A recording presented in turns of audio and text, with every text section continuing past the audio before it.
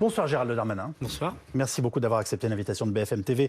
Monsieur le ministre de l'Intérieur, dans une heure, vous serez aux côtés de votre confrère de la justice, Éric Dupond-Moretti, face à Richard Ferrand. Le président de l'Assemblée nationale vous réunit pour évoquer les violences contre les élus, souvent des députés visés ou agressés par des antivax. L'Assemblée leur a rendu hommage cet après-midi. On écoute ce premier son. Je tiens à dire solennellement que l'Assemblée nationale sera toujours aux côtés de ses membres menacés ou attaqués, sous quelle forme que ce soit, y compris sur les réseaux sociaux.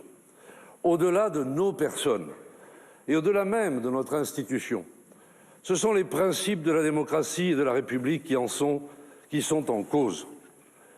Les députés jouent un rôle éminent dans la vie démocratique de notre nation. L'objectif de cette réunion ce soir avec Richard Ferrand, qu'on vient d'entendre, monsieur le ministre, c'est seulement d'évaluer la situation ou d'apporter des réponses? Bon, d'abord, c'est effectivement de pouvoir partager un certain nombre d'informations avec le président de l'Assemblée nationale qui nous avait saisi, le garde des Sceaux et moi-même, aux environs de Noël et du Nouvel An, devant l'augmentation des menaces contre les élus, des parlementaires en particulier, et notamment ceux qui ont voté les textes d'urgence sanitaire ou le pass vaccinal ou le pass sanitaire. Vous évoquiez ce matin un chiffre de 300 plaintes d'élus, mais combien de plaintes spécifiques pour des agressions de la part des antivax? On a un chiffre? On n'a pas la nature par rapport à la nature de la menace qui est posée, mais on peut penser que désormais c'est les 3/4 des plaintes qui sont déposées. Nous avons déjà fait une quinzaine d'interpellations sur ces 300 plaintes, qui, pour ces personnes, sont responsables de plusieurs types de menaces. Donc ces quinzaines d'interpellations regroupent parfois plusieurs affaires. Et donc on voit bien que la police et la gendarmerie prennent ça très au sérieux, avec la difficulté que ces menaces sont souvent des menaces anonymes, par mail, par réseau social. Et donc il faut parfois mettre un petit peu de temps parce que les gens essaient de se cacher, mais nous avons réussi à interpeller des personnes. Je vais y revenir. Sécurité renforcée auprès de ses élus, très bien, mais le président Macron a-t-il eu une responsabilité dans le déclenchement de ces agressions en déclarant vouloir les emmerder? Alors bien sûr que non. D'ailleurs, l'augmentation des menaces, elles sont bien en amont des déclarations du président de la République aux Parisiens. Et je pense qu'on le veuille ou non, il a mis de l'huile sur le feu et vous le savez très bien. Non. Je crois que vraiment la violence qui s'exprime, on le voit dans les manifestations, ça a été le cas dès cet été, d'ailleurs contre le président de la République lui-même, son effigie qui est brûlée, sa femme qui est insultée, la façon dont on voit la caricature, les propos absolument inacceptables qui sont portés contre de manière générale tous les élus et les responsables politiques, c'est une démocratie qui ne va pas très bien. Et la protection que nous devons aux politiques, évidemment, c'est la protection de la démocratie. Le président de l'Assemblée nationale a eu raison de le rappeler. Et s'il y a bien une violence, c'est celle de ceux qui, indépendamment de leur opinion, que je respecte totalement bien sûr, et moi je garantis les manifestations. Samedi dernier, 100 000 personnes manifestaient sans aucun problème, grâce aux policiers, aux gendarmes, et je les en remercie. C'est la violence de ceux qui s'attaquent aux représentants du peuple. J'insiste parce que je pense que vous me comprenez très bien, tout en soulageant des millions de Français en tenant les propos qu'il a tenus, et d'ailleurs je pense qu'une majorité sont d'accord avec lui. Est-ce qu'on n'attend pas autre chose d'un chef de l'État dans la forme? Et moi je ne pense pas que la majorité de Français sont d'accord avec lui. Je pense qu'il est certain qu'une très grande majorité des Français sont avec lui. Vous savez, à Tourcoing... Ma question n'est pas là. Ma question est de savoir si les termes qu'il a employés sont dignes d'un président de la République. Mais voilà. Moi je le pense, parce que le président de la République, il parle directement comme Nicolas Sarkozy le faisait en son temps aux Français. On lui reproche encore aujourd'hui. La violence... Oui, mais c'est l'opinion des gens d'aimer ou pas d'aimer le président de la République ou d'aimer ou de pas aimer le président Sarkozy. Mais vous savez, les gens qui subissent sa violence, c'est la personne dont je connais le père qui est à l'hôpital dans le Nord et qui voit sa déprogrammation de maladie cardiaque parce qu'il y a des personnes qui n'ont pas été vaccinées et qui sont, et c'est bien naturel, en réanimation. Vous ne pensez pas qu'il y aurait une violence énorme de la part de cette famille et de ce monsieur qui attend tous les jours le passage sur son lit d'hôpital alors qu'il aurait pu, si tout le monde avait été citoyen, vous savez très bien de la République, il aurait eu sans doute son pontage et il aurait sans doute sa vie sauvée absolument. Vous avez absolument raison. Vous savez aussi qu'il y a des soignants qui nous disent aujourd'hui on n'avait pas besoin de ça. Dans la forme, ça continue de compliquer les rapports. Mais chacun peut avoir une opinion dans les propos du président de la République. Moi, je ne cherche pas à imposer ma vérité. Je pense personnellement, vous me posez la question à moi, ça correspond profondément à ce que pense une très grande majorité de Français. Vos services travaillent-ils sur les profils des antivax? Et si oui, combien sont-ils? Qui sont-ils? Et jusqu'où sont-ils prêts à aller? Non, mais lorsque les gens sont dans la radicalisation violente, qui manifestent contre la vaccination, pour la protection animale, contre l'avortement ou je ne sais quelle autre cause qui parfois fait naître des radicalités, évidemment les services de renseignement renseignent. Mais on ne donne pas des moyens aux services de renseignement pour dire vous me regardez les manifestations contre le pass sanitaire. Évidemment, ce n'est pas notre rôle. Mais la radicalisation je vous demande. Oui, mais la radicalisation de certaines personnes qui d'ailleurs épousent plusieurs causes. Et là, ils sont anti-vax, mais auparavant, ils étaient dans d'autres formes de radicalisation, notamment des gilets jaunes. Il y a eu des gens qu'on appelle ultra-jaunes, extrêmement violents, qui s'en sont déjà pris à des élus, qui s'en sont déjà pris à des institutions, qui s'en sont déjà pris à des policiers. Effectivement, ces personnes sont particulièrement regardées par le ministère de l'Intérieur. Les plus radicaux sont-ils devenus ce que l'on appelle dans votre ministère une menace ? C'est difficile à dire, parce que le passage à l'acte aujourd'hui n'a pas été avéré, sauf à l'exception peut-être de ce qui s'est passé à Saint-Pierre-et-Miquelon, qui est quand même particulièrement violent. Mais aujourd'hui, nous avons eu un fait particulièrement grave qui a touché le député Bois. Vous le savez, dans l'Oise, on a brûlé ses véhicules. Le fait qui a touché le député en question est avec nous hier soir sur ce plateau. Voilà, que je le connais bien et qu'on a soutenu dès le début, si j'ose dire. Mais pour l'instant, il n'y a pas eu de passage à l'acte. Et c'est ce que nous craignons. Et c'est sans doute ce que va nous dire ce soir Richard Ferrand. Il aura raison. Donc nous protégeons les policiers et les gendarmes, nous protégeons les élus. Par exemple, j'ai donné comme consigne, mais c'était déjà avant Noël, que tous les commissariats de France et toutes les brigades de gendarmerie de France appellent les députés, les sénateurs, sécurisent leur permanence quand c'est nécessaire, les protègent quand il y a des menaces extrêmement avérées, c'est le cas à Saint-Pierre-et-Miquelon en ce moment même. Et puis, il faut bien l'avouer, aussi des grands élus locaux qui prient la parole médiatiquement pour soutenir notamment le pass vaccinal. Ce qu'il y a de mieux, et je suis sûr que vous n'en doutez pas, c'est comme avec le terrorisme, c'est-à-dire d'empêcher la menace. Est-ce qu'un certain nombre d'entre eux, les plus radicalisés, sont effectivement identifiés, je ne sais pas, sur écoute et font l'objet en tout cas d'une surveillance aujourd'hui bien réelle ? Le principe des services de renseignement, c'est de ne pas dire ex voto tout ce que nous faisons.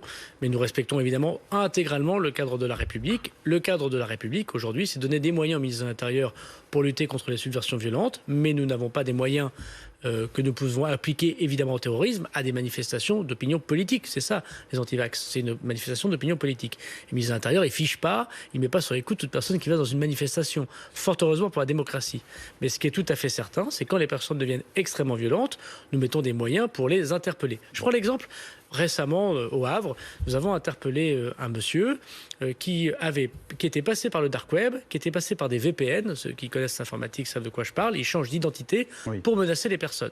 On a su mettre les moyens cyber pour malgré tout identifier ces personnes. Et c'est un message que je veux passer ici. Beaucoup de gens pensent qu'en se cachant derrière des outils informatiques, on ne les retrouvera pas. Mais les moyens désormais mis pour regarder ces enquêtes sont très importants. Et nous trouverons toute personne qui essaie de se cacher derrière des VPN, derrière le dark web, et pour les interpeller. On a une 60aine de plaintes depuis le début de l'année, donc c'est-à-dire que c'était exponentiel, et les moyens que nous mettons pour résoudre ces enquêtes sont très importants. Bon, le message est passé. La politique maintenant, dans la perspective de la présidentielle, l'opposition s'émeut du déplacement d'Emmanuel Macron à Nice, un déplacement de candidat avec sa casquette de président aux frais de la République. Les Républicains vont saisir la commission des comptes de campagne. Vous étiez à ses côtés, que leur répondez-vous ce soir ? Que c'est toujours mieux de débattre du fond que de débattre de la forme. Par ailleurs, moi je me rappelle avoir fait la campagne de Nicolas Sarkozy en 2012. Je me rappelle d'un projet de loi antiterroriste déposé en 11 avril 2012, c'est-à-dire quelques jours avant l'élection présidentielle. Je me rappelle d'un projet de loi de M. Barouin le 3 avril 2012 déposé au Conseil des ministres, qui n'a non plus jamais vu le jour au Parlement 15 jours avant la présidentielle, pour les indemnités pour les personnes qui étaient en catastrophe naturelle. Je me rappelle de la TVA sociale qui n'a jamais vu le jour et pourtant on a entendu beaucoup parler, et je soutenais tous ces projets. Donc c'est normal. Ce qui est important, c'est le fond. Est-ce qu'on est d'accord ou pas pour ces 15 milliards d'euros pour le ministère de l'Intérieur ? Est-ce qu'on est d'accord ou pas pour dire que le cyber, c'est notre pas grand le sujet. La question qui vous pose, c'est est-ce qu'on a un président qui est en campagne sans le dire et qui le fait en gros aux frais de la princesse ? On se souvient qu'en 2012, Nicolas Sarkozy avait dû réintégrer dans ses comptes de campagne les frais d'un déplacement à Toulon. Mais aujourd'hui, vous savez, la démocratie est très simple. Il y a une commission nationale des comptes de campagne et des financements politiques. Elle est indépendante et dirigée par des magistrats. Ce qu'ils ont fait pour Nicolas Sarkozy, ils le feront sans doute pour tout candidat dont ils pensent que les dépenses sont des dépenses de campagne. Aujourd'hui, il est évident que le président de la République, il est en responsabilité parce qu'il gère le Covid et notamment la sécurité des Français. Il est allé poser la première pierre du commissariat de Nice dont les crédits ont été votés il y a plus d'un an. 170 millions d'euros.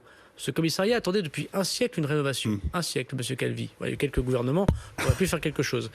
Après, que l'opposition fasse son travail d'opposition. On préférerait qu'elle fasse son travail de proposition. Enfin, si vous étiez dans l'opposition, je ne doute pas que vous soulèveriez la question avec la pugnacité qu'on vous connaît. Mais j'espère aussi que j'aurai la grandeur d'âme, surtout après les années d'expérience que j'ai pu avoir au gouvernement, de parler du fond. Est-ce qu'on est d'accord ou pas pour que le ministère de l'Intérieur soit le ministère du cyber ? Est-ce qu'on est d'accord pour recréer 200 brigades de gendarmerie dans le milieu rural ? C'est ce que fait le président de la République. Parlons du fond. N'empêche que vous êtes garant de la bonne organisation du scrutin et qu'à ce titre-là, savoir qui est candidat, qui ne l'est pas et qui profite de quels moyens doit vous préoccuper d'une façon ou d'une autre. Il y a une commission nationale des comptes. Ou alors le président de la République est vraiment un être à part. Il y a une commission nationale dans la vie de notre pays. Moi, j'ai été maire d'une commune. Je me suis présenté au suffrage des électeurs. Je mariais les gens jusqu'au dernier jour de mon mandat de maire. Tous les maires font ça. Madame Pécresse a été candidate à l'élection régionale. Elle était présidente de région. Elle s'occupait des RER, y compris la veille de l'élection régionale. Le président de la République, il est en fonction. Il s'occupe du pays jusqu'au moment des élections. Après que la Commission nationale des comptes de campagne, qui est indépendante de tout pouvoir politique, dise ça relève de la politique électorale, ça relève de la politique tout court, ce sera son travail. Mais indépendamment de ce fait, on peut parler de la forme toute la journée. Ce qui est intéressant, c'est le fond. Vous savez, en général, les bons avocats, lorsqu'ils ont perdu un dossier, ils s'interrogent sur le vice de procédure et sur la forme. On a l'impression que là, les opposants, ils n'ont pas grand-chose à dire sur le fond. Donc, ils s'intéressent à la forme. Mais les Français, ce qu'ils veulent, c'est peut-être pas simplement qu'on s'intéresse qu'à la forme. Le respect des règles, c'est important dans une campagne présidentielle. Bien sûr, mais nous respectons tout à fait les règles. Très bien. Je voudrais vous faire écouter maintenant la réaction de cet homme qui a été traîné par la voiture d'un voyou qui se trouvait drôle. Il avait des complices. Il s'appelle Ali. J'ai vu 4 individus dans une voiture. Un qui était le chauffeur m'a demandé une cigarette. Je suis allé pour lui donner. Il m'a saisi la main droite. Il m'a bien serré dans sa main. Et il m'a dit maintenant tu vas courir. Il a démarré, il a accéléré sur 100 mètres. Au bout de 100 mètres, il m'a lâché la main. Je suis tombé sur le macadam, sur la route. Là. Je me suis ouvert la tête, le nez, le genou. Et j'ai une fracture de l'épaule et du pied droit. 2 hommes sont en garde à vue, on a 3 victimes. Voilà, quelle est votre réaction et qu'est-ce qu'on peut faire contre ces violences qu'on ne peut même pas qualifier du quotidien là, c'est désespérant. Alors des actes de délinquance et des actes de délinquance qui plus est gratuits sont absolument révoltants, quels qu'ils soient. Bon, et malheureusement, il y en a toujours eu et il force de constater que la nature humaine fait qu'il y en aura sans doute toujours. Malheureusement, ils se multiplient, notamment grâce ou à cause des réseaux sociaux. Ce qui est extrêmement intéressant dans cette affaire, indépendamment de l'empathie qu'on peut avoir pour ce monsieur, c'est que cette vidéo, elle nous a été signalée sur les réseaux sociaux. En moins de 24 heures, le service qu'on a créé avec le président de la République, qui s'appelle Pharos, qui permet justement, parce qu'on y a mis beaucoup de moyens 24 heures sur 24 et 7 jours sur 7, dès la nuit où on a été saisi, a permis de faire une enquête cyber. Et a permis notamment de récupérer des éléments qui nous permettent d'identifier la voiture et l'immatriculation de la voiture. Alors qu'il n'apparaît pas très évident quand vous la regardez comme ça c'est comme rapidement. Ça qu'on les a retrouvés. Et donc on a retrouvé les personnes responsables. On a pu faire soit des présentations au commissariat, soit des interpellations. Et donc en moins de 48 heures, sur une vidéo qui n'est pas extrêmement claire, avouez-le, on n'a aucune identité, on arrive à retrouver les personnes, à les interpeller et à les présenter à la justice. Ça ne répare pas l'ignominie de cet acte de délinquance, mais ça montre que les policiers, les gendarmes aujourd'hui sont équipés pour intervenir très vite et résoudre très vite des enquêtes. Alors, malheureusement, ça n'est pas toujours aussi simple, en tout cas, on ne peut pas être toujours aussi efficace. Valérie Pécresse propose de dégainer le Karcher pour en finir avec les ghettos, mais elle parle aussi de mixité sociale. Vous l'auriez utilisé, ce terme de Karcher ? Moi, j'aurais utilisé il y a 15 ans, oui. Un petit côté hibernatus. Faut regarder peut-être les choses un peu de façon moderne. Voilà, nous, on parle du cyber parce qu'aujourd'hui, 50% de la délinquance, c'est les cyber. J'ai juste aimé connaître les réponses. Aujourd'hui, les points de deal, c'est de la crypto-monnaie. Les points de deal, c'est malheureusement des gens qui, dans d'autres pays, commandent l'arrivée de la drogue dans des ports français. C'est une autre époque. Donc, à l'époque, il a été utilisé. Je pense qu'il faut vivre avec son temps aujourd'hui. Donc, Valérie Pécresse, c'est hibernatus. Non, ce serait évidemment... Le film était charmant, mais votre marque ce serait mal poli. Ce serait mal poli de le dire pour Valérie Pécresse, pour qui j'ai du respect en tant qu'évidemment femme politique. Mais on voit bien qu'elle est sur des schémas qui sont très anciens. Et voilà, ils ont eu leur heure de gloire, mais peut-être que l'originalité d'une candidate eût été de trouver un mot à elle et un concept à elle. On n'a pas tout à fait compris ce qu'elle proposait sur la sécurité. Sur la mixité sociale, elle a raison. Simplement, c'est quand même notre gouvernement. J'ai été maire à Tourcoing et dans un quartier difficile et pour autant très courageux qu'on appelle la Bourgogne. C'est bien ce gouvernement-ci qui a permis de faire ce qu'on appelle l'ANRU, la rénovation urbaine. Il a doublé les crédits qu'avait déjà imaginé Jean-Louis Borloo. Ça, c'est très concrètement la mixité sociale. L'Île-de-France en profite, c'est une très bonne chose. Et c'est une très bonne politique publique que le président de la République a menée. Jean Castex a réuni les candidats à la présidentielle ce matin par visioconférence pour parler de l'organisation de cette campagne sous Covid. Vous avez rencontré à ce sujet le président du Conseil constitutionnel. 2 ans de crise sanitaire et on n'a pas encore avancé d'1 pouce sur le vote par correspondance, le vote électronique. Vous trouvez ça normal ? Non, mais il y a deux choses, si vous permettez, Monsieur Calvi. Il y a les modalités du vote, comment on améliore la modalité du vote, et puis il y a le modèle du vote. Mais c'est un modèle de démocratie. Le vote par correspondance, il était supprimé dans notre pays dans les années 70. Il a existé. Et pourquoi il a été supprimé? Quasiment par consensus de la classe politique, parce qu'il y avait beaucoup de fraude. Aujourd'hui, il y a peu de pays qui l'utilisent, sauf l'Allemagne, là où ça va bien. Mais pardonnez-moi, vous êtes capable de retrouver des individus dangereux en 24 heures avec des éléments extrêmement faibles, et on n'est pas capable aujourd'hui de mettre en place un système qui permette à plus de Français de voter. Enfin, je suis comme vous attaché au bureau de vote, mais c'est incroyable qu'on soit à ce point en retard et sans aucune proposition alternative. Non, c'est un choix politique, Monsieur Calvi, qui n'est pas une question de retard ou d'avance, et auquel je ne tranche pas, j'ai mon opinion personnelle. L'abstention, c'est pas important. Mais attendez, Monsieur Calvi, le vote par correspondance, c'est quoi? Ce n'est pas simplement une modalité de vote. C'est de permettre de voter de chez vous. L'avantage du bureau de vote et de l'isoloir, qu'on apprend ça quand on est tout petit et qu'on accompagne ses parents, c'est que la personne seule n'a pas d'influence.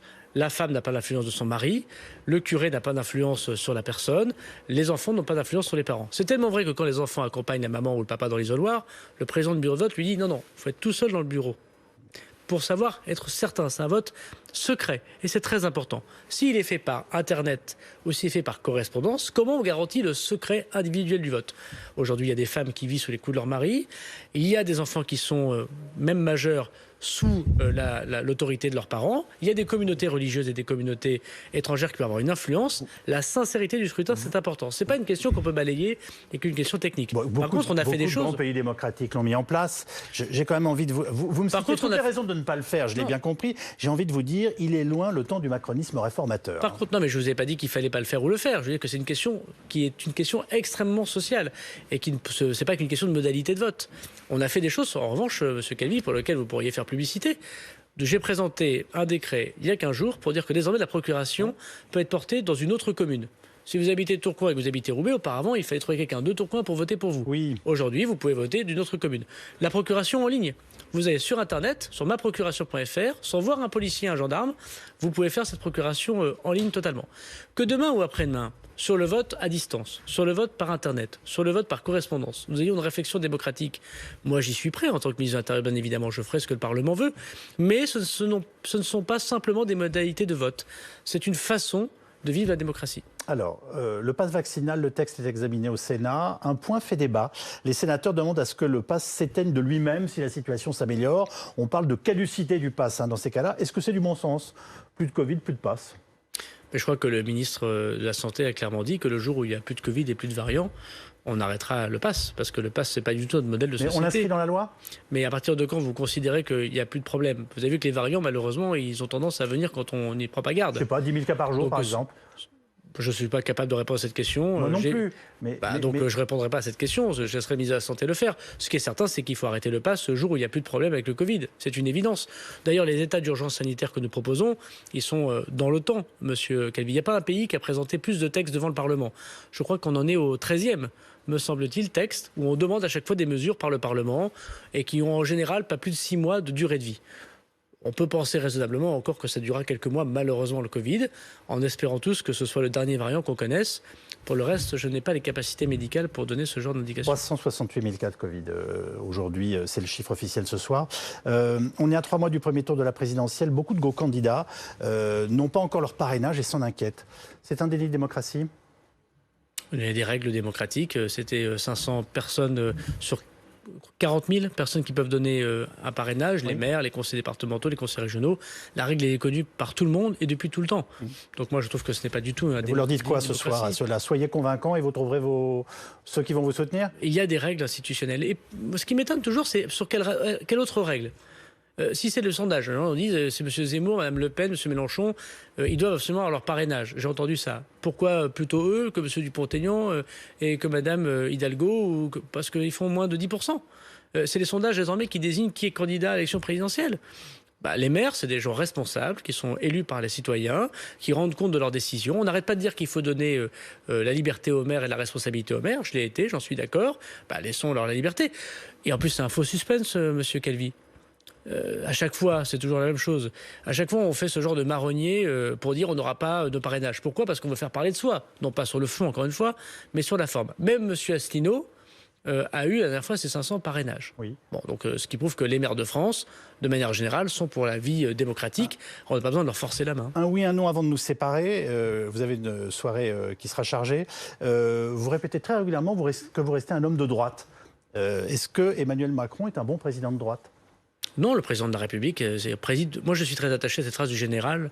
La droite, c'est pas la France, la gauche, c'est pas la France, c'est tout à la fois. Oui. Et donc, je crois beaucoup à ça. Oui, oui. Moi, je suis culturellement de droite populaire. Je n'oublie pas ma famille gaulliste. Je me suis engagé au RPR déjà à 16 ans parce qu'il y avait Philippe Séguin, parce que je croyais à la droite sociale, à une droite gaulliste. Depuis, je comprends qu'il y a de très bonnes idées partout. L'expérience m'a peut-être permis d'être un peu moins militant, peut-être, un peu moins politisé. Et je regrette qu'une grande partie de ma famille politique ne voit pas en Emmanuel Macron un grand dirigeant français dans la lignée du général de Gaulle. Merci Gérald Darmanin. Bonne soirée à vous. On vous laisse aller à votre réunion Merci. avec donc, le président de l'Assemblée après les récentes violences des antivax.